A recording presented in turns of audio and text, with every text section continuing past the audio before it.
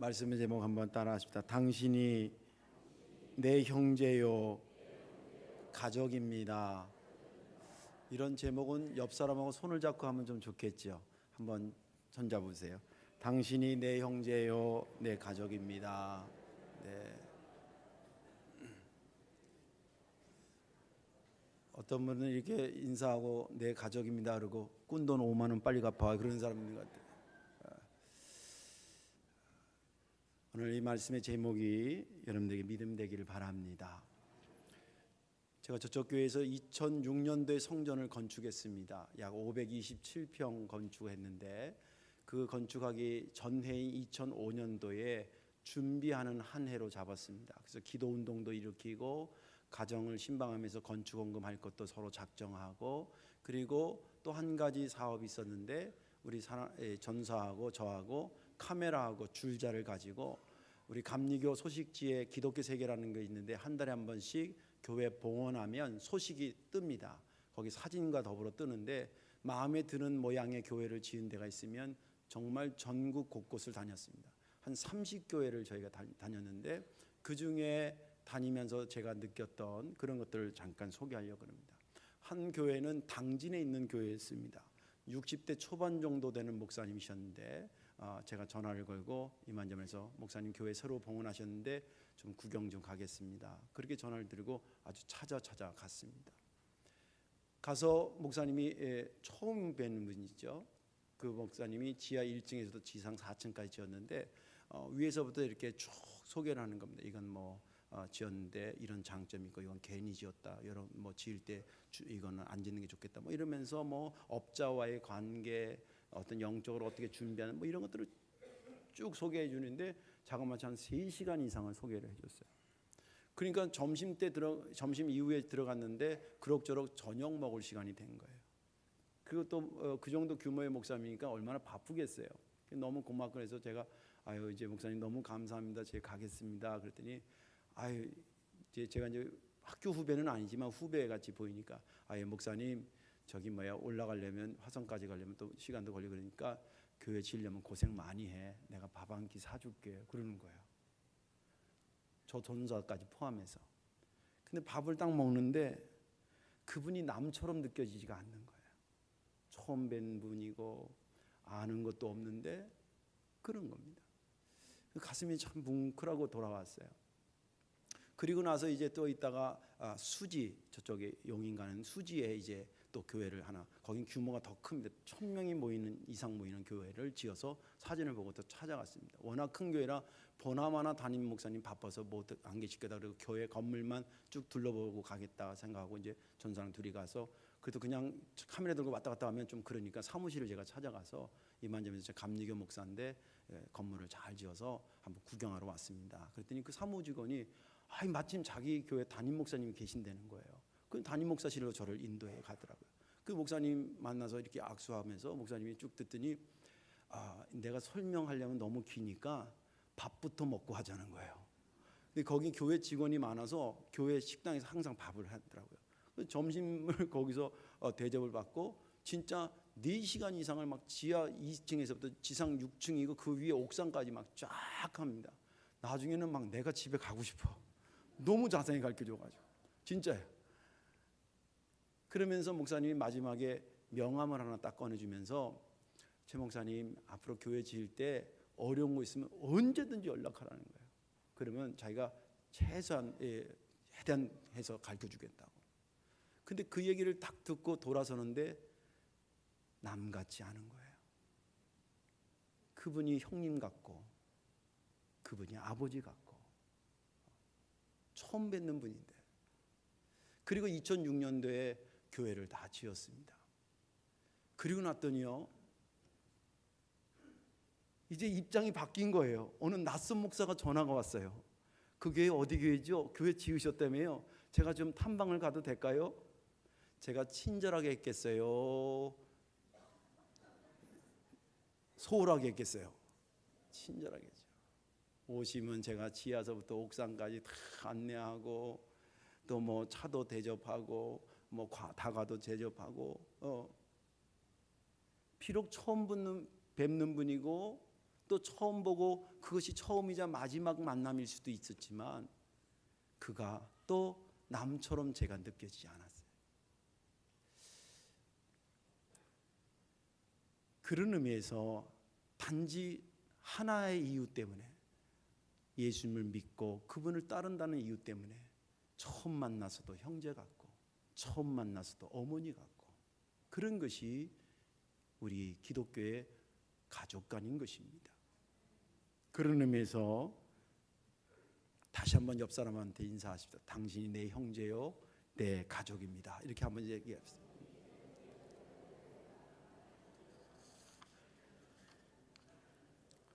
오늘 본문에 있는 말씀은 예수님께서 열심히 말씀을 증거하고 계셨습니다. 사람들도 상당히 많이 모였습니다. 그런데 저쪽 뒤에서 딱 보니까 예수님이 보셨겠지요. 당신의 육신의 어머니하고 육신의 동생들이 있었습니다. 그들이 찾아와서 사람들이 많으니까 가까이 오기 힘드니까 그 뒤에 누구한테 내가 왔다고 좀 전해달라고 이렇게 소식을 전했습니다. 우리 아까 전사님이 이렇게 나온 것처럼 쭉 나와가지고 예수님 저기 어머니 오셨다는데요, 저 뒤에. 그러면 통상 저 같으면 어떻게 했겠어요? 잠깐 계시라고, 그 사무실에 일찍 가서 좀 기다리고 계시라고. 그리고 설교를 했으면 얼마나 좋아. 예수님이 참 보통 분이 아닌 거예요. 그 얘기를 딱 듣는데 소식 전하러 온 사람한테 뭐라 하냐면 누가 내 어머니고 누가 내 형제냐, 어쩌라고. 이 사람은 얼마나 당황했겠어요. 아니 뭔 죄가 있어.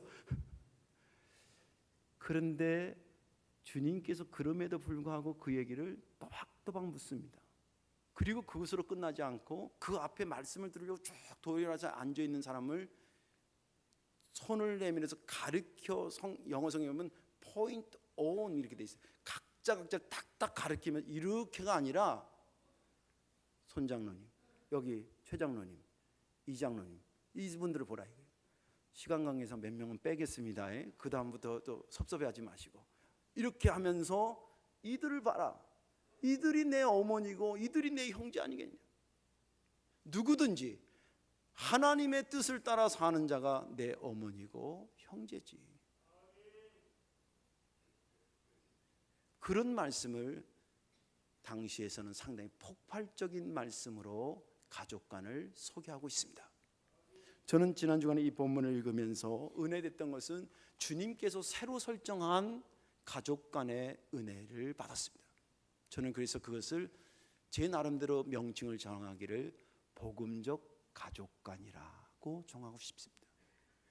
우리가 통상 혈연적 가족관을 갖고 있지요. 아버지가 박씨면 애는 자연적으로 박씨인 것이죠.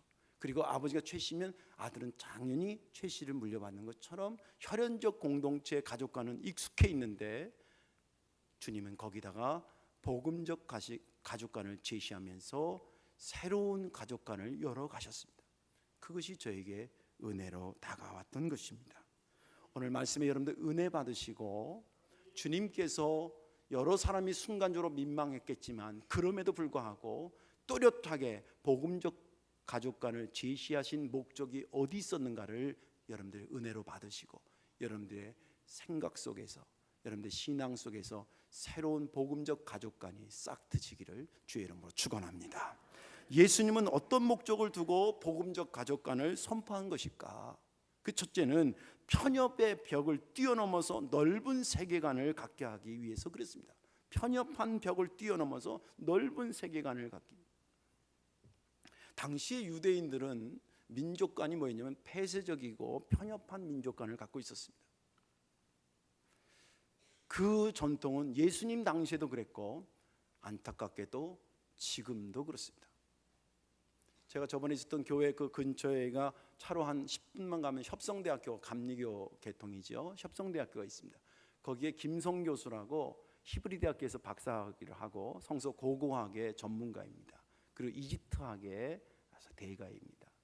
그분이 너무 좋아서 제가 3학기 동안 가서 청강을 했습니다. 고대 문헌 연구도 연구하고 그리고 성서 고고학, 성서 지리학 3학기를 청강을 했습니다. 교수님한테 일부러 얘기를 해서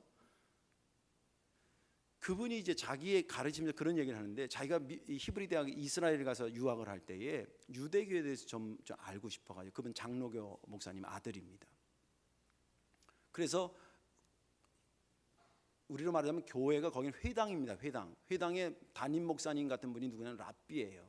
랍비를 찾아가서 선생님, 제가 이 회당에 등록해서, 우리로 말하면 성도교에 등록해서 좀 유대교를 좀 배우고 싶습니다. 저를 좀 받아주세요. 그랬더니 단칼에 성도님 안 됩니다. 왜 안 됩니까? 그러니까 당신은 유대인이 아니기 때문에 안 됩니다. 여러분들, 유대인들이 선교사 보낸다는 이야기 들어봤어요? 이단들은 선교사를 보내도 유대교는 선교사가 없습니다. 왜 그런지 아세요? 다른 민족에게 전할 이유가 없기 때문에. 그들이 그렇게 잘못된 것을 붙잡고 있는 나름대로 잘못된 신학 사상이 있습니다. 그것은 뭐냐면 선민의식입니다. 하나님이 먼저 자기들을 선택했다는 겁니다. 그 말은 맞지만 잘못 해석했다라고 하는 것은 하나님의 선민하신 하나님의 원뜻에서 벗어났다라고 하는 것을 얘기하는 겁니다. 어떻게 벗어났냐 그러면, 이들은 선민을 뭐로 해석했냐면 구원론적으로 해석했습니다. 다시 말해서 하나님은 우리 민족만 구원하기 위해서 우리를 선택했다라고 해석하고 있습니다.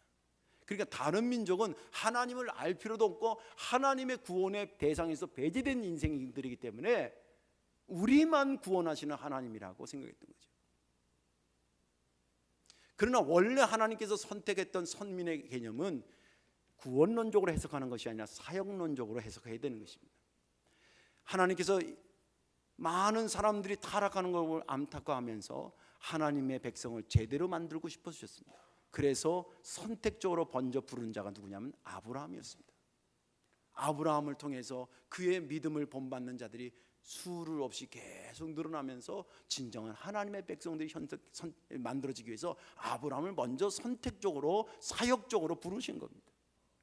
그것이 와전되고 아전인수격으로 자기네 밭에 물대는 것처럼 그런 식으로 해석함으로 그것을 구원론적으로 해석해서 우리 민족만 구원받는다고 생각했던 것입니다. 이것이 주님을 굉장히 답답하게 했던 것입니다. 주님은 그 편협한 가족 간의 그 민족 간의 가장 기초 단위를 뭐라고 봤냐면 혈연 중심적 가족 간으로 봤습니다. 혈연 중심적인 가족 간이라는 게 나쁘다는 것이 아니라 특히 유대인들에게는 이것을 깨지 않는 한 넓은 세계관, 복음적 가족관을 가질 수 없다고 생각하기 때문에 과감하게 그것을 깼던 것입니다.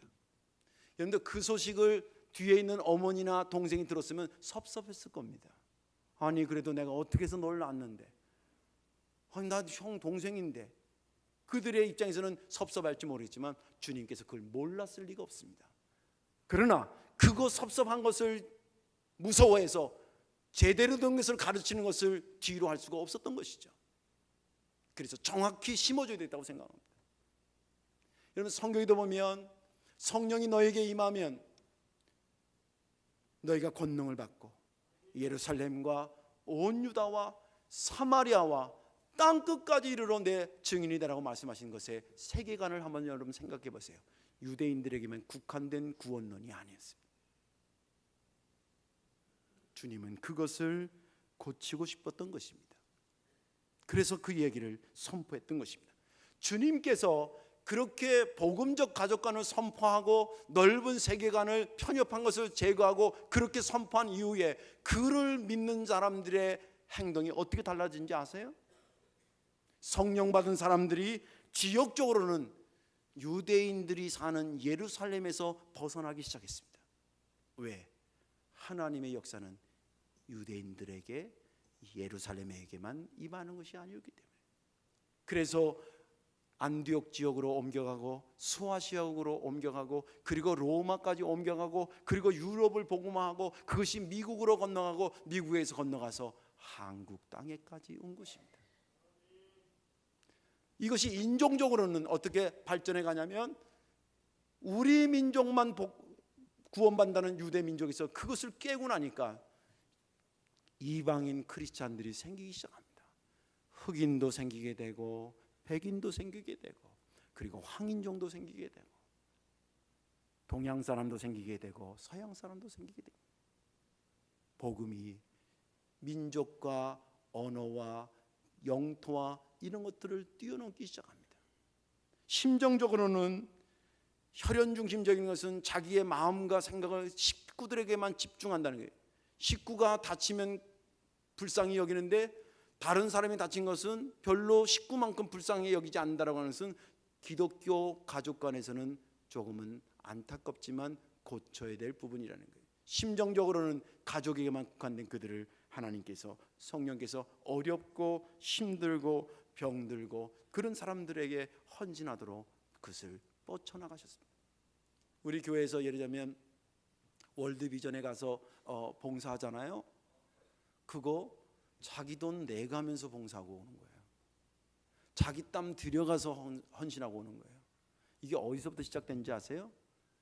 누가 내 어머니고 누가 내 형제라는 주님의 이 말씀에서부터 시작된 운동인 줄로 믿으시기 바랍니다.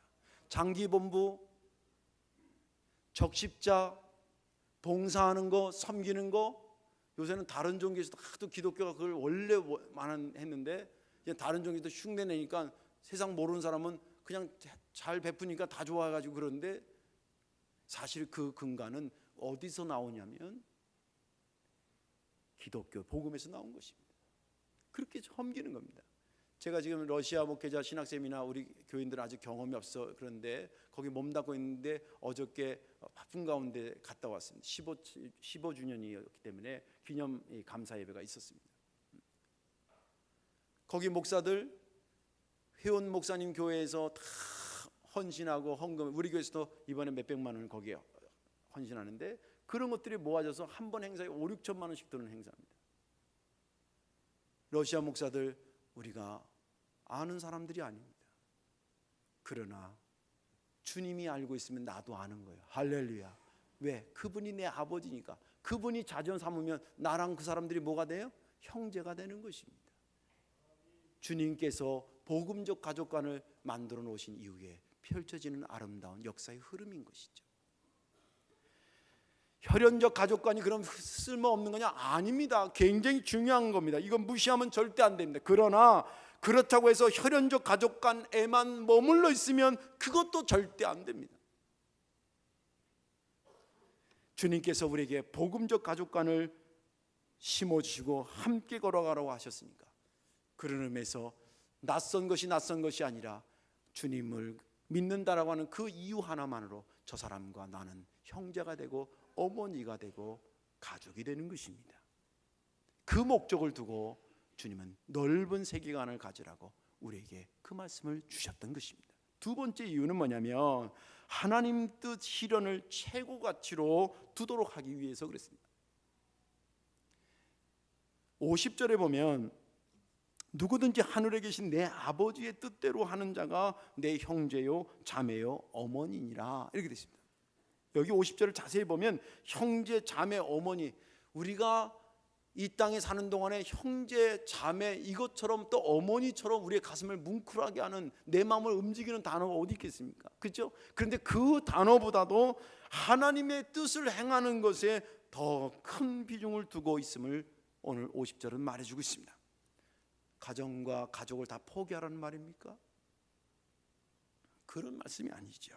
가족이 매우 중요합니다. 그러나 더 중요한 것은 가족이 모여있다라고 하는 자체보다는 가족이 무엇을 위해 살고 있느냐가 더 중요하다는 거예요. 그 무엇이 무엇이냐? 주님은 하나님의 뜻을 실현된 그 모습을 제시하고 있습니다. 가장 이상적인 것은 혈연 공동체이면서 복음적 가족관이 일치되어 있는 가정입니다. 예를 들자면 아버지도 교회 나와 어머니도 교회 나와 아들도 성가대로 반주해 딸도 피아노로 반주해 그런 가정이 가장 이상적인 겁니다. 그러나 가정마다 그러지 못할 때가 많이 있지 않습니까? 그러나 그럼에도 불구하고 우리의 꿈은 거기에 있어야 된다는 거예요. 그것으로 모아져 있는데 그것이 뭐냐면 하나님의 뜻을 실현하는 것으로 중심을 잡아서 모아지는 것을 의미하는 것입니다. 오늘 여기 본문에 보면 등장인물이 자기 육신의 아들이었던 예수님을 찾아왔던 육신의 어머니 마리아와 그리고 형제들이 한 그룹이고 그 그룹이 있고, 그리고 예수님의 말씀을 듣기 위해서 그 예수님의 발 앞에 첩첩이 앉아 있는, 물이라 그랬으니까 첩첩이 앉아 있었던 그 말씀을 들으려고 하는 사람들이 있었습니다. 두 그룹이 있는데 두 그룹이 예수님을 찾아온 목적이 같았을까요? 달랐을까요? 물론 몰라도 천국은 갑니다. 너무 신중하게 생각하지 마시고 달랐어요. 어떻게 다른 줄 아냐면 두 가지 이유에서 다른 것을 보게 됩니다.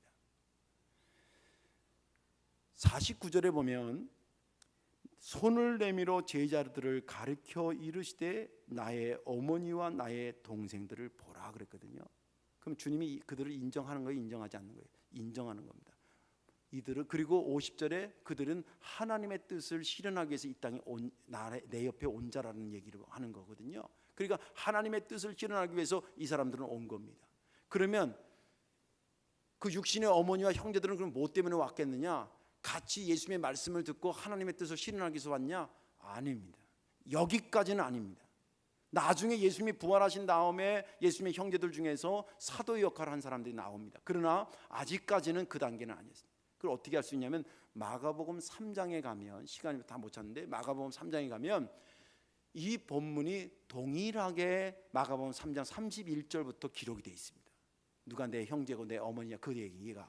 근데 그 말씀 앞문장이 20절부터 한 문장이 나오는데 그 한 문장에 21절에 뭐가 기록이 되어 있냐면 이렇게 기록이 되어 있습니다. 예수의 친족들이 듣고 그를 여기서 그는 예수님입니다.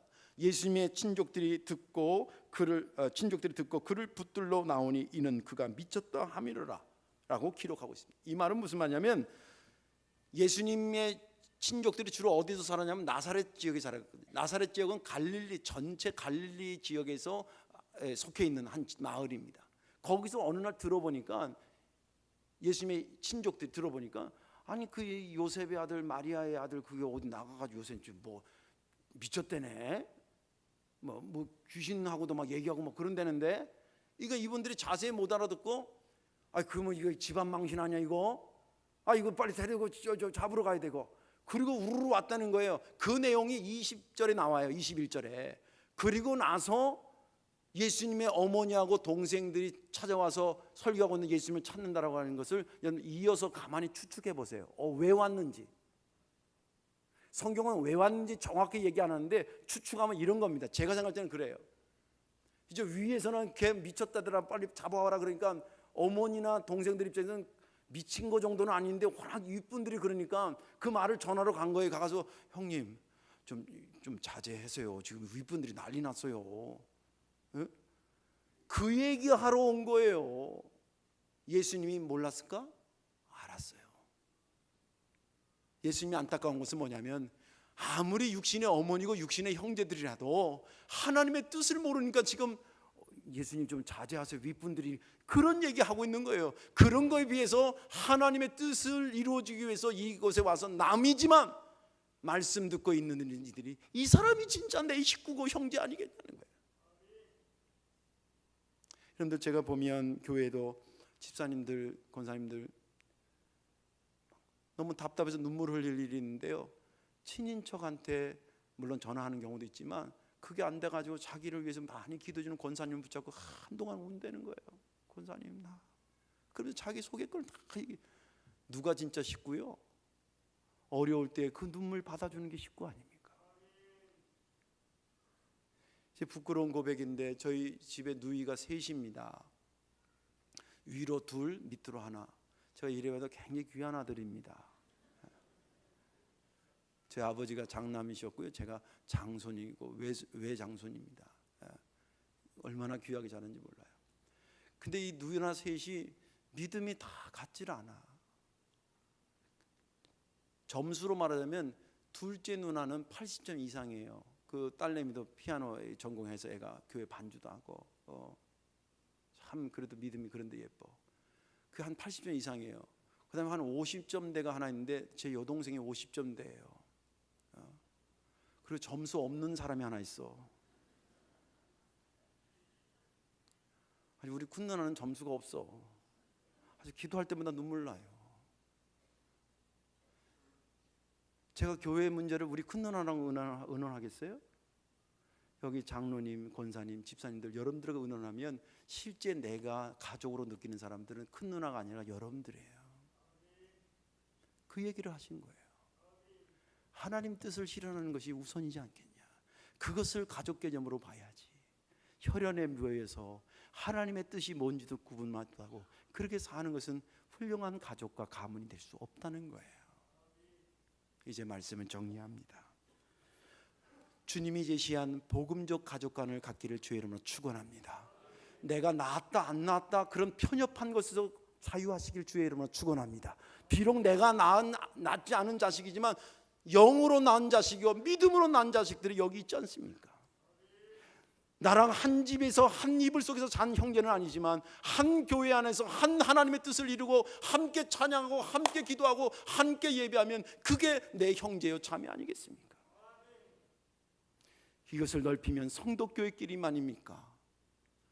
옆에 은혜교회도 있고 형제교회도 있고 또 뭐 다른 교회도 있고 또 국경을 초월해서 지금 얘기하는 러시아 목사들도 있고 해외 나가 수고할 때 선교사들이 수고할 때 그들 만나는 원주민들도 색깔만 다르지 풍습이 다를 뿐이지 그리스도 안에서 내 형제고 식구들인 것입니다. 이 5월 가정의 달이라고 하는 이 5월에 주님이 제시한 복음적 가족관으로 5월을 더 푸르게 만드는 저와 여러분들 되시기를 주의 이름으로 축원합니다. 기도하겠습니다. 예수님,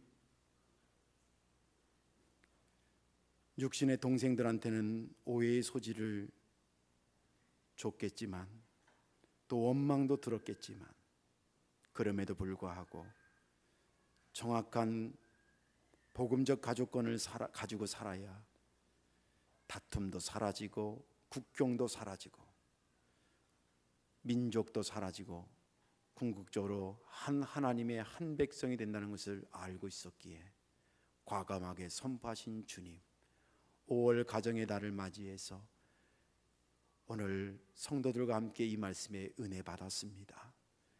이제 복음적 가족관을 보며 성도들의 눈빛을 볼 수 있도록 저희들의 눈을 열어 주시옵소서.